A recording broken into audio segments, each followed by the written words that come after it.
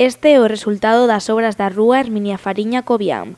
O obxectivo destes traballos era mellorar a mobilidade arredor do Instituto Torrente Ballester.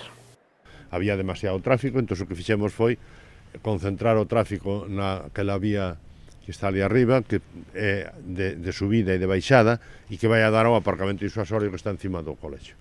Por lo tanto, a maior parte dos tráficos concentrámonos nesa rúa, que dá a Avenida de Vigo, e aquí o que fixemos foi unha mellora dos espacios peonís, de calmado de tráfico, reordenando tamén os aparcamentos de servizos, a entrada e salida do Mercadona, etc. Ampliación das beirarrúas deixando un único carril de circulación no primeiro tramo e instalación dos pasos sobrelevados a un único nivel. Estas obras tiveron un custe de máis de 240.000 euros.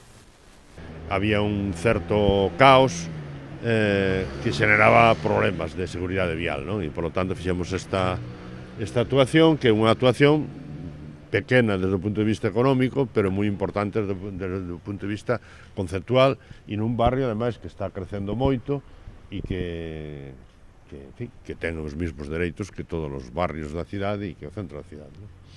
A mellora da mobilidade deste barrio completouse co remate das obras na Avenida de Vigo, onde se pechou o circuito de peóns e se estableceu unha zona sardinada.